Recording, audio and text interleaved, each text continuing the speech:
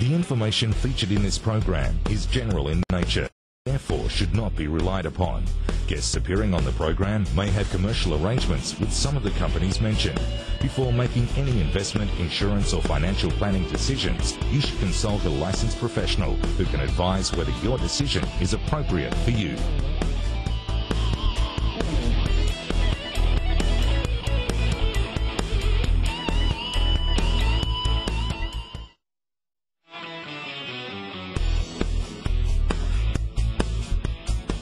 Good evening and welcome to the property edition of Your Money, Your Call. Now, it's great to have you with us this weekend. I'm Margaret Lomas, and let's start with property news. And in South Australia, rogue real estate agents will be named and shamed on a new website aimed at preventing unethical behaviour in the industry. The myrealestateagent.com.au site, modelled on the popular travel site TripAdvisor, will launch next month, allowing vendors to write and view verified reviews of real estate agents. Agents will also be allocated a star rating based on the level of consumer satisfaction with their performance, rewarding those agents who do the best by their customers. And with Melbourne property prices hitting new highs, it's little wonder shrewd investors are setting their sights on regional Victoria. Melbourne's median house price has soared to $590,000, while the median for units and apartments is $460,000, according to RP data figures. Investors priced out of Melbourne are looking further afield, primarily to the three regional centres of Ballarat, Bendigo and Geelong. Despite their lower property prices, these areas have shown solid capital growth of up to 10% annually over the past 5 years. Now, with me tonight to discuss these stories and answer your questions is Paul Rickard from Switzer and Ben Kingsley from Empower Wealth. And so get to your phones and call us right now on 1300 30 34 35 or email me now on property@skynews.com.au.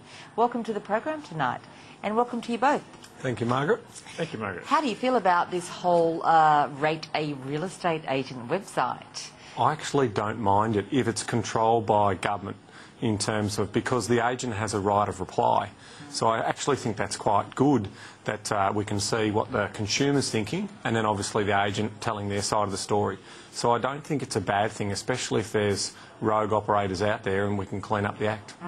Look, I think there's a lot to be said for it. TripAdvisor, if it's really modelled on TripAdvisor, has been fantastically successful. Now, I'm not sure how they moderate it, and I suppose you've always got to be careful about someone having a bad experience and sort of thinking their experience is typical, and somehow the agent gets a lot of bad publicity, which isn't fair. But I think it may, in an industry that probably needs a little bit of consumer advocacy and a little bit more feedback, it's probably a good thing if it's done the right way. Yeah, and you're right, Paul. I think the moderator side of it is the important part, and I'm gathering that they will certainly have that on TripAdvisor. When you put in a review, it's 48 hours until it's published. Someone needs to look over that and make sure that you're not, slagging off at the person who got the service delivery. But certainly, you see the service deliverer will respond in some way. If it's a negative review, they will respond to that and give their side of the story. I'm just wondering if it is a good idea, because if you think about it, it's a very big step taking on a real estate agent. A lot can go horribly wrong.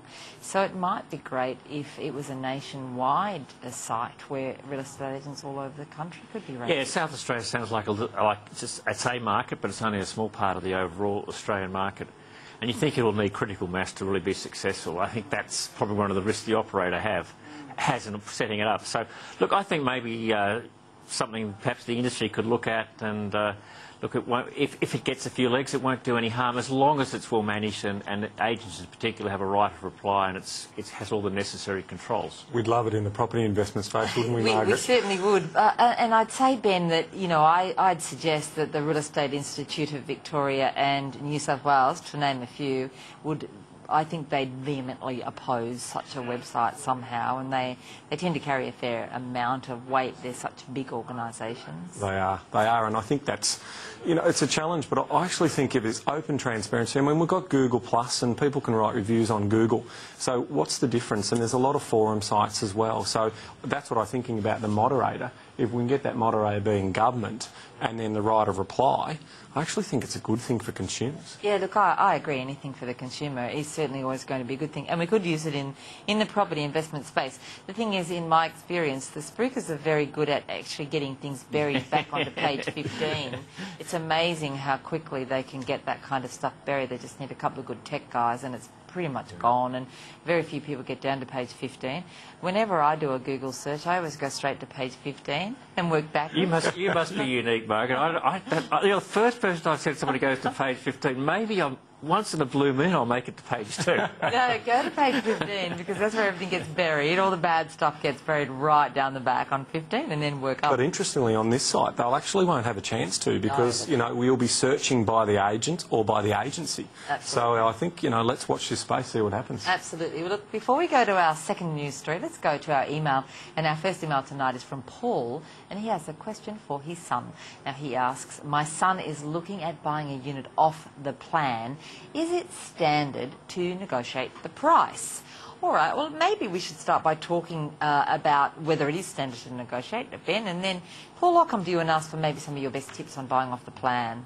So, Margaret, it's usually not standard. I mean, you're going to have the marketeers or the selling agents saying, no, fixed price, this is basically what people are paying. But everything's negotiable. Absolutely. And I'd be saying to anyone who's looking to buy any type of residential property, you can negotiate. I mean, all they can say is no. So from that point of view, I would always negotiate on any price that's been offered to me. I mean, that's part of the fun. I guess it depends on how quickly they're selling to other buyers, and maybe with the oversupply in Melbourne at the moment coming up, there could be some really strong negotiating abilities in that market in a little while. Definitely, and that is always the case. We see the hype of the release, and I mean, I love driving past new development sites where it says 60% already sold. All the red. Why aren't the other 40% not selling? The developers held back some stock and said, I'm buying these. So, yeah, look, I mean, you know what my views are on off the plan. They just don't work for me. I really struggle with finding value in them. So I would definitely be negotiating if I was looking to buy something off the plan. And Paul, maybe you can help Paul with some other tips on buying off the plan. Yeah, look, I absolutely try to negotiate if you can. I think the best thing to do is you've got to look at what is other developments, comparable developments within the same locality to work out what the real value is, because the hype is enormous. It does depend a little bit who's buying, whether they're targeting onshore or offshore investors. But the best thing I think you've got to do before you buy off the plan is, look, if there's another unit, a block that's been sold, within 500 metres or 400 metres in the last couple of months, see what records you can get about the prices that were contracted there, because that'll give you a good guide to the market and what you should be paying. And I guess more importantly, see if you can find something that's been sold in the last 2 years and then resold in the last couple of months. That's always very telling for me, because who's to say that the developer has guessed right when he's put the price on? And very often it is a bit of a guess, or it's a bit of a hope that they can actually make those big profits. Well, absolutely, because the developer has to, get the financing from the bank. They've got to go and establish what their sales are. They're working on they haven't yet built it, so although they might have a sort of may not have probably have signed a construction contract, they have a good idea. There's so many things that are up in the air, including, what's actually going to cost. And so they've got to put a proposal together. They're having a stab in the dark as to what they can actually sell it for. In many cases, it's about trying to solve an equation. You, the buyer, what you may pay, that hasn't even come into it yet. Exactly. I particularly enjoy when 4 metres higher is $10,000 more in the price point. I know, it's crazy, so isn't it? level 12 to level 13 is another $10,000. Sometimes more. It is, an apartment block that I'm actually in Sydney, it was $50,000 per floor. Per floor. To be honest, I prefer a lower floor because the perspective is better. 10 and 11 floor, all you're seeing is sky and water down below, and the lower floors to me are better, but that's just my opinion. And with those security screens these days, what sort of view you're going to get, it's so hard to tell sometimes because a lot of council restrictions about, what you can actually look out onto. Yes. Look, Paul, I think you might get the point that everybody is warning your son to think about more than just whether he can negotiate on the price. And off the plans notoriously get delivered, particularly when they're delivered in large quantities at over the market value at the time. And it's very difficult for you to establish what the true market value is because you haven't seen what the resales are.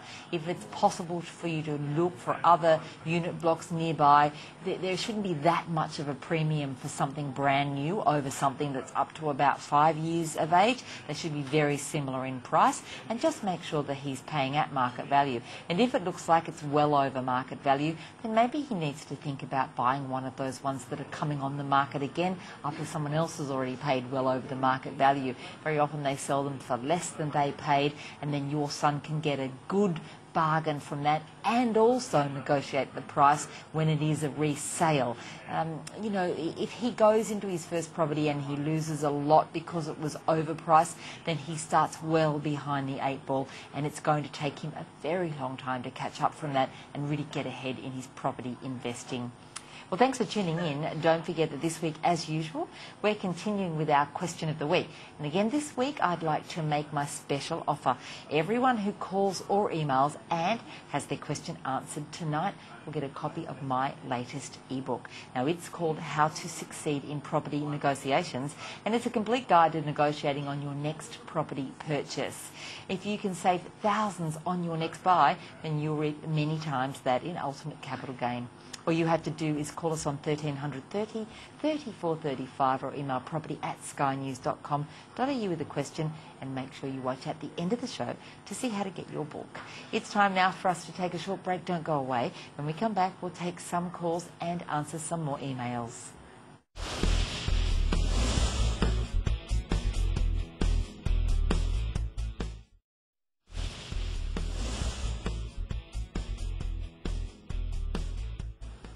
Glad to see you stayed with us. I'm Margaret Lomas, and I'm very fortunate to have on the panel tonight Paul Rickard from Switzer and Ben Kingsley from Empower Well. So don't waste any time. Call us now on 1300 30 34 35, or you can email us on property@skynews.com.au. Bob from Sydney, welcome to the program, Bob. G'day, Margaret. Hi, everybody. How are you going? Not too bad, thanks. Now, you had some good luck with an off-the-plan purchase. Yes, I did. Look, there was a block of land that was waterboard land that was reclaimed from Potts Hill Reservoir. And the area's called Potts Hill. There's about 350 blocks of land, but there was, what I was interested in, there was about there's 5 blocks of 19 apartments. I bought one off the plan, which I've never done before, but this is... they offered it to me for $435, and I took it for $430. And the 12 months later, it's getting really close now, and the places look nice. And I reckon they're selling them now for $620,000. Wow, good on you, Bob. You know, Ben, it can happen, and I know we sort of set off the plan are bad, and I guess that's because in our experience we've seen so many times when they have been. But every now and then we do get a good news story like that. Absolutely, Bob, and congratulations. You've obviously done your research well, and that's important to do, because we are very critical of them. It's a general rule, but there's an example of someone who's done their homework and has done really well in terms of getting that result. So in the top of the market, you're seeing, you know, sort of sales prices or reselling value around the 620. So I really look forward to seeing exactly how they do go once they do get put up for resale. And of course, Paul, I think the other point here is that when it is a smaller block, you often do have a better result than when we've got the big high-rise towers. Look, it does, and it does depend on what sort of market and how much competition there is. I think it's great when we see a success story like Bob, so congratulations on that. And I think, as Ben described, you know, it really is about research, planning, and just being really careful about the height before you sign that contract. Yeah, I think the height makes a big difference as well. 19 is a nice small number to have in a block, and I think you've done very well, so congratulations, Bob. Thanks for calling that in. Jasmine, you're from Victoria. You've got a question for us tonight, Jasmine. Yes, hi Margaret and the team. My question is, I've got an investment property in Bendigo, specifically in Golden Square, one of the suburbs in Bendigo. I've had this property for 3 years. It was my principal place of residence, and it's been an investment property for approximately coming up 2 years. I'm thinking of looking to sell this property, but I'm just not sure whether to hang on to it for a bit longer and wait. But I am tempted to sell simply because the market has dropped, and I'm a bit worried long term what's going to happen, because there's all these new developments popping up in the area. Yes. And I just wanted your opinion of what you think in the market, of whether I should hang on to it for a few more years and toughen it out, or whether now's a good time to get out. I'm looking at possibly reinvesting in the Horsham area, which is a few hours the other direction towards South Australia, and buying 2 smaller investment properties over that side. But I just wanted the team's opinion of what you think on this matter. Jasmine, after you moved out of this property and you went wherever you went, did you go and rent somewhere, or did you buy something else for yourself? Yeah, I've bought another property over in Horsham area way. I'm in a very small country town. So I've got my principal place of residence here, and I've also got the investment property. But I did rent for a little while in between before I moved on to buy another property. How long has it been that you've had the other property? Oh, it's been less than, probably 6 months we've had the second property for. Yes. Okay. And it was a very, very cheap buy, put it that way, in the country area. So. Okay, great. So, Paul, we've just missed that 6-month overlap rule where you can have 2 principal places of residence and she can sell in Bendigo capital gains tax free. But it might not be all bad news if it hasn't actually grown in value in that period of time since then. Yeah, look, it may not be all bad news, as you say, and maybe that's what Jasmine needs to look at pretty carefully. Look, I'm not sure what else she can do, given she's missed the window, and but, you know, it's not always, capital gains tax is not always the bad issue that people think means you're making money. And, of course, you know, if you hold the asset long enough, you only pay tax on half the gains. So, look, I'd rather be making gain. I actually rather like paying tax. Okay. I probably shouldn't say that, but it means I'm making money. So, Ben, and of course we were talking about that rule where you can move out of one principal place of residence, have another and have a 6-month overlap and pay no capital gains tax when you sell it. But after the 6 months is gone, then you have to elect one of those properties to be your principal place of residence for capital gains tax purposes. That's correct, Margaret. So I guess the question that Jasmine's asking is do we see anything happening in Bendigo in the future, and would she be getting out of a potentially good market if she sold now? Jasmine, I don't know your full financials, so it's very hard to make a recommendation over the TV. But what I will say to you is, you mentioned you've already got 1 in Horsham and you're looking to buy another 2 in Horsham. So for me, diversification is going to be a bit of a concern. We don't mind Bendigo. We've done a lot more buying in Ballarat. It's been one of our best areas. We've bought over 60 properties in the Ballarat area over the last sort of 18 months. But in terms of Bendigo, it's just that extra step to Melbourne. So what we liked about Ballarat was it's 1 hour's drive to Melbourne, or 1 hour train commute to Melbourne. So if you wanted to go to Melbourne, yeah, well, that's right. So most people are getting their work there and then coming back to live the lifestyle that they're looking to live. So that was the attraction of the reason to go into Ballarat. Bendigo has got definitely a lot more development going on, and they've got a really active council, and they're really trying to make that area work. So from my point of view, if you're getting a good yield, yes, you mightn't have had any growth and you might have gone backwards a little bit, but I would think it needs a full review. I'd want to be talking to the agents, seeing what the demand, seeing what the interest is like in the area, rather than necessarily cashing out a loss and then putting all your eggs in the one basket in the Horsham, which is a long way from a major city. Yes. I agree entirely, Jasmine, and I think the thing that we always have to be very careful of when we buy property is the price of a property going in doesn't determine its success. It could be cheap and you might be able to get 2 for the price that you sell 1 Bendigo for, but if those 2 do nothing in the whole time you own them, and there aren't any big growth drivers in Horsham that I'm able to see, then it's a nil-sum game for you. You might be able to rent them out and you might get a fair rent, but if they don't grow in value, there's no point in being in the property market. Let's never forget that the aim of being in the property market is to be able to get out at some time in the future with a gain behind you, and for the rents to keep you in along the way. So I think you're going to be getting out of a market that probably has more going for it than Horsham has going for it, and probably not as much going for it as somewhere else, like maybe some of the suburbs of Brisbane, and those suburbs you get into at the price that you'll probably sell Bendigo for. I think you're right to worry about the extra development that's happening in Bendigo. There's certainly a lot going on there. It's going to keep prices, in my opinion, flat for probably a good 4 to 5 years. So maybe get out of it while you won't have capital gains tax to pay. If it hasn't gone up since it was first rented out, then you probably won't have a lot of capital gains tax to pay. But I certainly wouldn't be investing back in Horsham again. Take the money and find a market that is slated to grow sooner rather than later, where you can identify some really good growth drivers. We'll be back after this next break. And if you do have a question for us, give us a call to join the queue on 1300 30 34 35 or email property@skynews.com.au. You never know, you could win the question of the week. In fact, you do know, because everyone wins the question of the week this week. We'll be right back.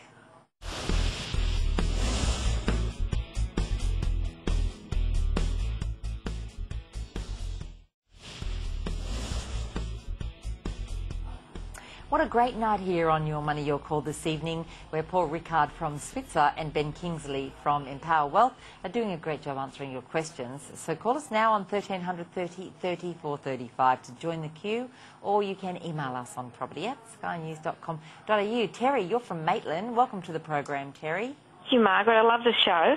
I have a 3-bedroom villa. It's a group of 4 in the complex. And one of the owners is $2,000 behind on her strata fees. She actually pays a little bit each week, but at that rate she's not going to catch up. What happens, and we don't have a lot of money in the sinking fund, what happens if something major occurs? Do we have to have a special levy if there's not enough funds there? And if something happens in her villa, is the strata bound to fix that problem even though she hasn't paid her fees? Yes. Now, it would be a good night to have Michael Tees on board. He's our strata expert. But let's do our best with the question, and I can always refer back to Michael later on. It is a problem, Ben. It is. When someone is in arrears, and there's not a lot you can do about that. Keep paying the bills. You can't get money out of someone who has no money. Yep. That's right. So the only way, you've obviously got to keep driving to get that money out. You've got to have an honest conversation with them. They are right, it's very difficult. Some of the ways in which these fees are recovered is in ultimately the sale of the property. So if they have a debt and they can't meet their obligation from a mortgagee point of view, it'll be mortgagee in repossession, and then you'll be able to settle on those terms. So if you do a special levy, I would still be paying the bills for the rest of the 3 of you in that strata arrangement. So from my point of view, you want to be firm and try and get them to pay a little bit more, because otherwise you're going to be caught out in the end until ultimately the property's sold and you can recoup those costs. And of course, Paul, a special levy still has to be levied on that person who that's right. be covering them. That's just going to increase their debt, which doesn't help, but at least that'll give the body corporates some more money. I think you're right, Ben. I think you've just got to work really hard with the person who's paying away, because the last thing you want to do is end up in court here. It's just going to cost you so much to recover that. So work hard with them and see if there's anything else you can do to help.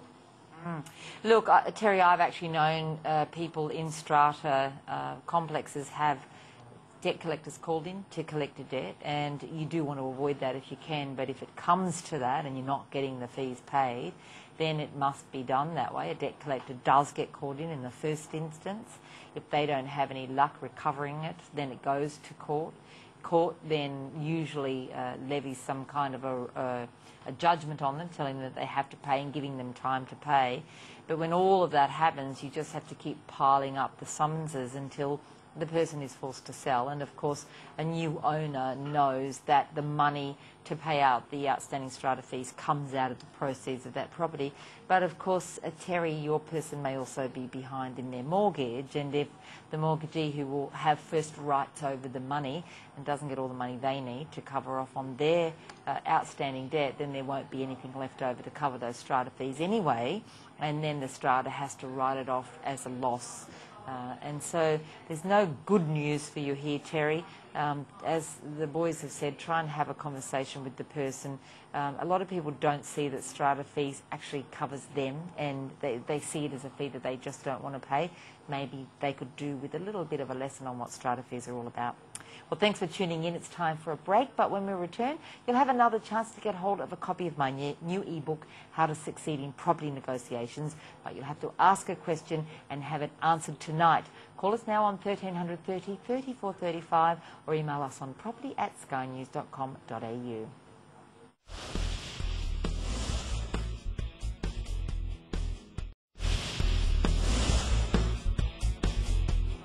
Welcome back to Your Money, Your Call. I'm Margaret Lomas, and joining me is Paul Rickard from Switzer and Ben Kingsley from Empower Wealth. Now, I'm sure you also have a question for us, so grab the phone and dial 1300 30 34 35 or email us on property@skynews.com.au.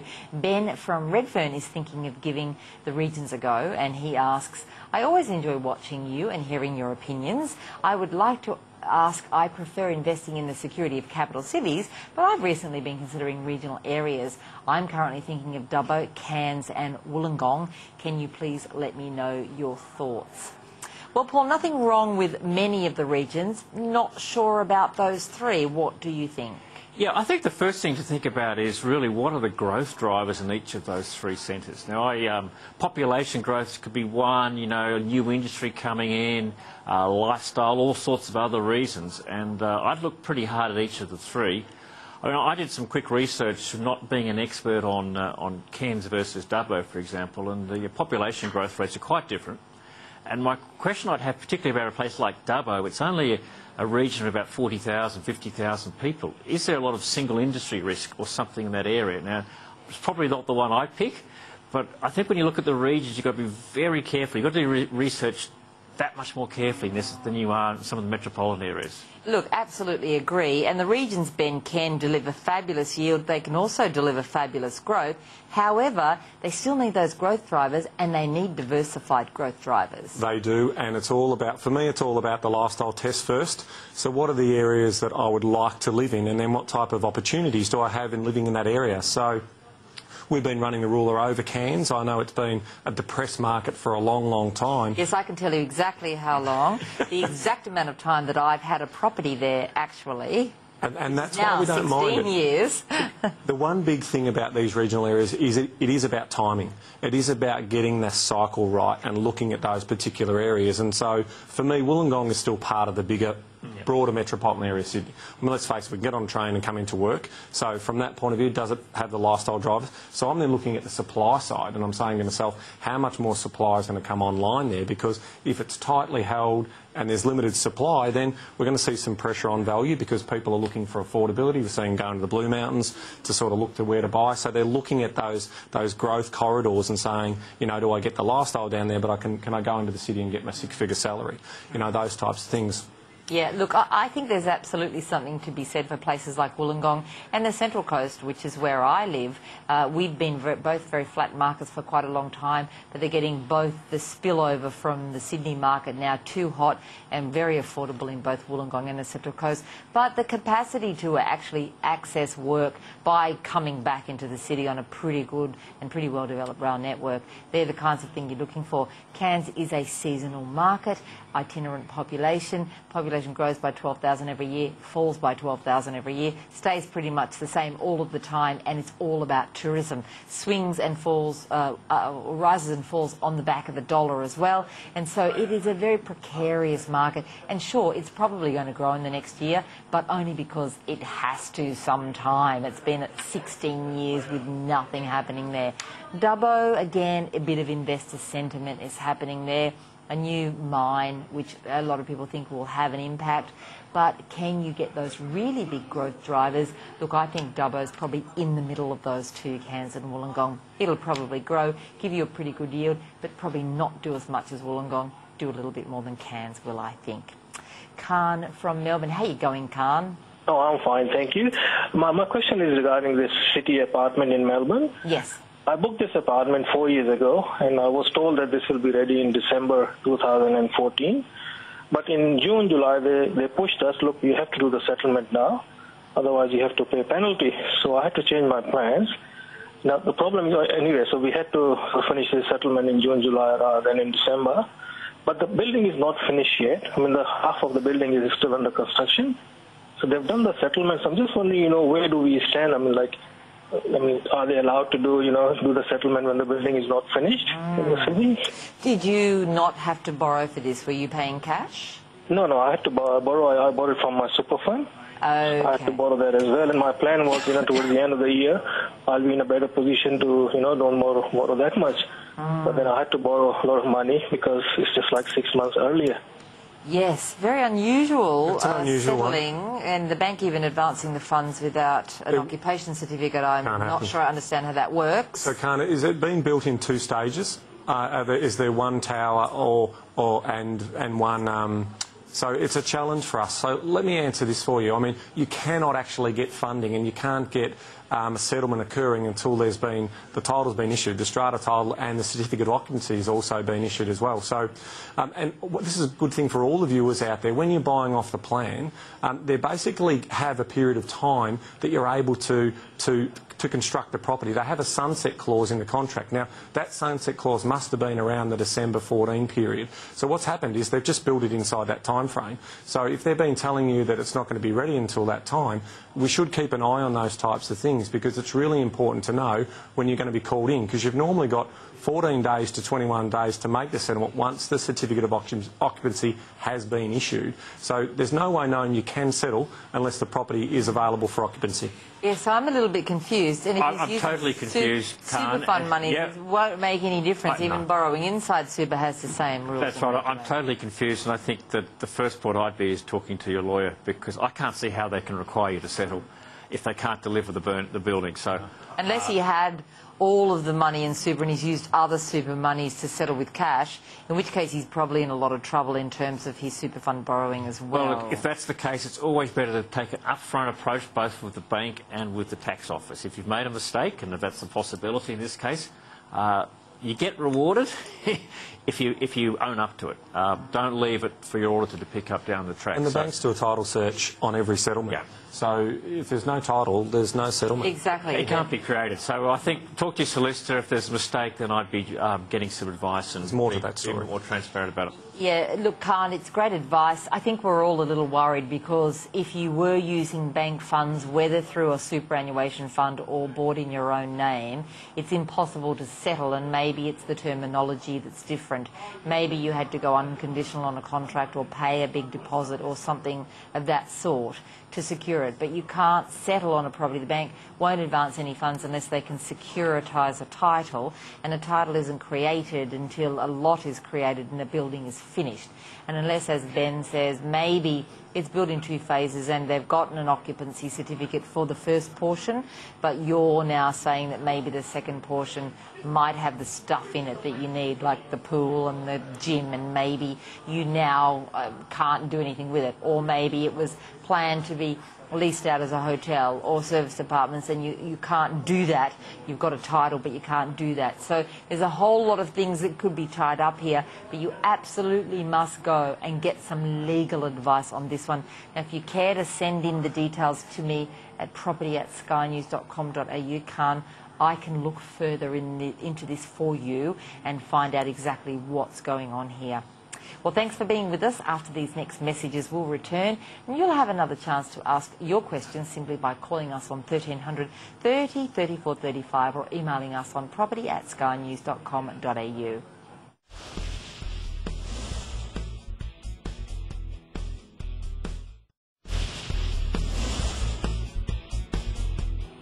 Welcome back to Your Money, Your Call. I'm Margaret Lomas, and joining me tonight on the show is Paul Rickard from Switzer and Ben Kingsley from Empower Wealth.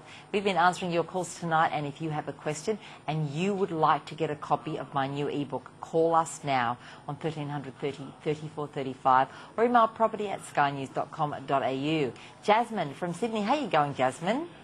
Good, thanks. How are you? Good, thank you. What can we do for you, Jasmine? Me and my husband own few investment properties, and we are looking to add more to our portfolio and also maximize our deductible income. I wanted your advice on whether selling my primary place of residence and renting is advantageous. We have already leveraged some equity from it, but would want to book the profit from it and reinvest. Okay. Thank you.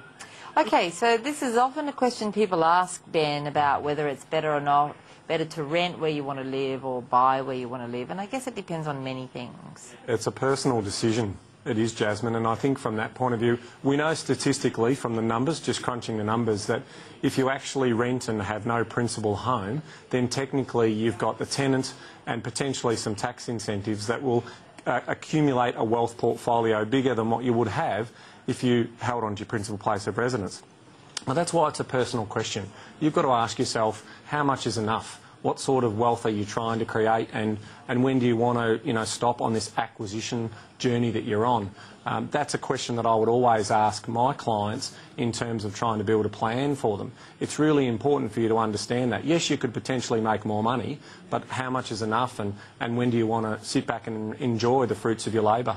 What do you think, Paul? I'm a little more fan of the principal place of residence for a couple of reasons. One, not only is it capital gains tax-free, but secondly, any improvements you make to it are also capital gains tax-free. So if it's worth improving and doing up, then it's a good way to grow wealth.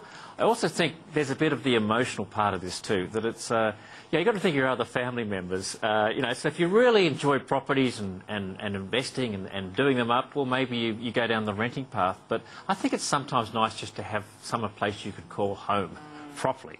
So I'm probably a little different from you. I'm a home believer, I think. I just know the math works the other way, but I still want my principal home all the time. Now, Jasmine, I'm just going to swing both ways on this one and say that for a lot of people, the place that they need to live costs them so much more to buy than it would to rent there in terms of the mortgage repayment. So very often in areas where we might aspire to live, property prices are high, rental yields are relatively low. You might pay 2% as a rent amount, 2% of its value, and you're paying 5% interest only even on a mortgage. For some people who don't care about having a place to call their own, they're quite happy to do that. Remember, if you choose that pathway, then you are you're at the mercy of the landlord. At any time they might sell to an owner-occupier or want to move back in themselves, and you can be turfed out with a month's notice. So you must remember that. On the other hand, for a lot of people, they'd rather pay that premium, or the area they want to live in is on par or maybe a little cheaper to actually own than it is to rent, in which case they have that property to rent. At the end of the day, I guess I'm with Paul on the whole capital gains tax argument as well. If it does grow in value, it's a capital gains tax-free gain, and you can leverage against it into other properties. I'd be talking first to your qualified property investment advisor about how much more opportunity you have from your own home to leverage into further properties to maximise your deductions without having to sell that family home first and then make a decision from there. Michelle, you're from the Sunshine Coast. How are you going, Michelle? Hi, good evening, Margaret, to you and to the panel. What can we do for you, Michelle? Yes, I'm just wondering, thinking about Morayfield, what are your thoughts on that? I've been hearing a lot on the media these days about Morayfield. Is it too late, or do you think there's opportunities in there? This is actually one of my favourite little places at the moment. Do either of you two want to comment on Morayfield? I might throw this one to Ben. Throw it to me, or you can take it. We like... Generally, Queensland, there's some areas, but Morayfield isn't the one that I'm on at the moment. So, Margaret, I'm going to leave this one to you. OK, now Morayfield is smack bang, sort of in the middle, a little north of the Moreton Bay Shire. And we've seen areas around Morayfield do really well in the past couple of years, including Kalanga, which has had a pretty good capital growth. And if we go further south into some of those other suburbs there and over toward the coast, Redcliffe and some of the areas there, we've seen some really good growth happen. Morayfield's been a little bit left behind, and it's kind of been the underperformer. It's been the area where there's formerly some state housing there. It's always the last to go, but in the end they tend to get dragged up. Let's not forget the Bruce Highway extension. Let's not forget the significant rail bus networks that go straight back into Brisbane, and the fact that Morayfield's just not that far, certainly by Sydney and Melbourne standards from the CBD of Brisbane. Then there's nothing not to like about Morayfield, and I absolutely don't think you're too late. In fact, I think you're probably going to get in ahead of some people who think it's not the preferred area to buy and are missing some good opportunities there. Thanks for tuning in. It's time for our very last break, and if you just have a short window now to get those questions in, call us now on 1300 30 34 35, or you can also email us on property@skynews.com.au. We'll be right back.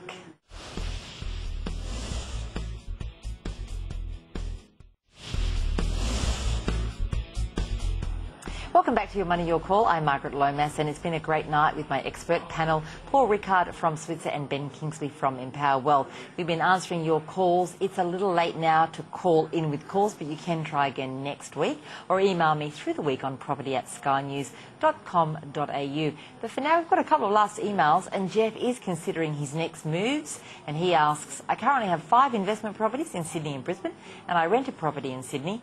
I'm wrestling with the idea of trying to use the equity and buy my own principal place of residence.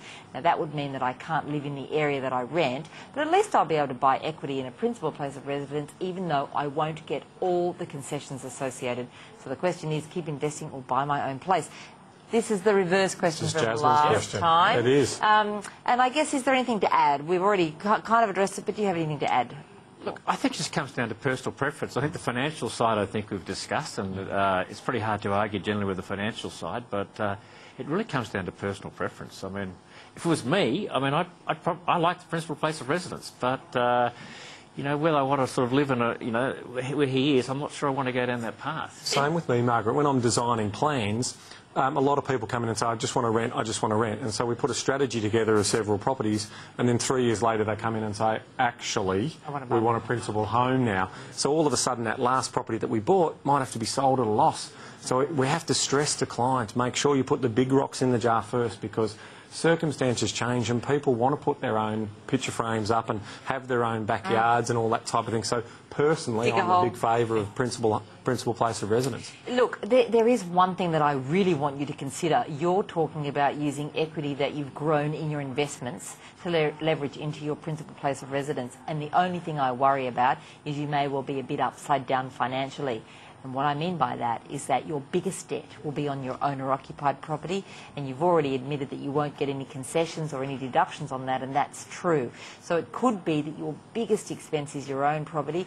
Those investment properties that have got equity, their debts are going to be lower. You could be losing deductions there. I'd seriously consider a good shake-up of the whole portfolio. Maybe have a look at what's already grown, what's already done a really good job for you, what might be past its best growth phase, and maybe, considering the capital gains tax, think about if there's something you should liquidate to bring equity in cash into your own home, a lower loan on your own home that you can then leverage back against and start the investing all over again.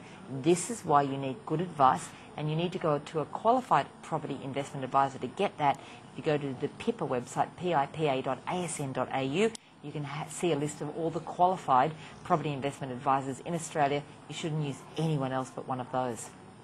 Now, Glenn is also asking a question, and he says, I have a house and investment property. If I sell them both, am I required to choose one of them to be my main residence? We need to tread carefully on tax questions, of course, not tax advisors. But Ben, generally speaking, what's your observation? So generally speaking, Glenn, where our challenge is going to be is, if it's an investment property and we've never lived in it, the answer is very simple. You have to have lived in a property to call it your principal place of residence. So if you had an investment property and a principal home, it's very clear that you'll get a capital gains tax exemption on your principal home, and you're paying capital gains on your investment property. If you've lived in both properties, and there's a crossover, there's that 6 months as well as a 6-year rule that we've also got to consider.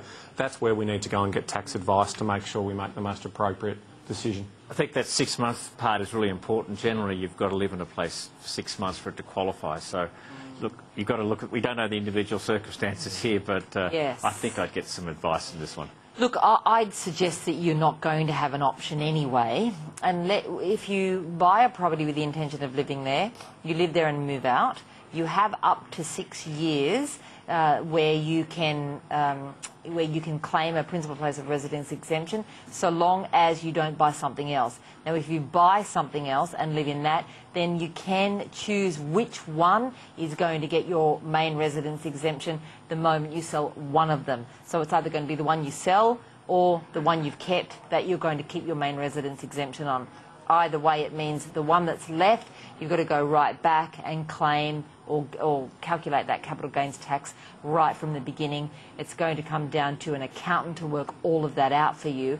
But you can't have two principal places of residence unless you've got that 6 months, which means that you've moved out of one, you've moved into the other, and you've sold one of them within a 6-month period. Not 1 day more, not 1 day, or it can be any time less, but not 1 day more than 6 months. Then you can have two principal places of residence exemptions. Now, remember, we aren't accountants, and I sometimes get it wrong. I always get a lot of emails from accountants when I do, and then I learn my lesson. Please make sure that you go and talk to your accountant on this one. Don't take advice from us, but as far as we know, that's about the sum of it. Well, that brings us to the end of our show for this evening, and I'd like to thank my fabulous guests, Ben Kingsley and Paul Rickard. Now, you'll be seeing them again very soon. It's always great to have them on the panel, and you'll both come back, won't you, before the end of the year? So it's great to have them on. Of course, anytime you want some information from either of them, you can send your emails to me, and I can always pass it on to them, and they can give me their feedback to send on to you as well. Now, if you come back next week, you'll be asking your questions to Rich Harvey from Property Buyer and Tony Hayek from Blue Wealth. Now, Rich Harvey is a buyer's advocate, and Tony Hayek, of course, does a lot of research. So get those questions ready for those two for next week. Now, you can follow me on Twitter, Margaret Lomas AU, and on Instagram, Margaret Lomas Property, and every other social media you can imagine. Apparently, I'm across it all, and I don't get to do anything else in my life now because social media is such a giant burden, and if you're not on, then, you know, you're not on. So make sure that you follow me so that it makes all of that effort I put into my social media worthwhile. And don't forget to head to my website, destiny.com.au, for all the details on all of our events Australia-wide. And thanks also for calling in tonight or for emailing. If you called or you emailed and we answered your question here on the show this evening, make sure you email me on yourmoneyyourcall@destiny.com.au, and there it is on your screen. Tell me your name, tell me what your question was, and I'll organise to get that ebook out to you. It's Achieving Property Success Through Negotiation. So it's a great little book there that's going to help you to improve the way you negotiate. And lastly, don't forget that Property Success is back November 8th here on the Business Channel, with all of my favourite highlights from Season 6. We've been going for 6 years now. So if you missed anything or you want to see a town spotlight again, you can watch it all over the summer. Thanks for being with us. I'll see you again next week. The information featured in this program is general in nature and therefore should not be relied upon. Guests appearing on the program may have commercial arrangements with some of the companies mentioned. Before making any investment, insurance or financial planning decisions, you should consult a licensed professional who can advise whether your decision is appropriate for you.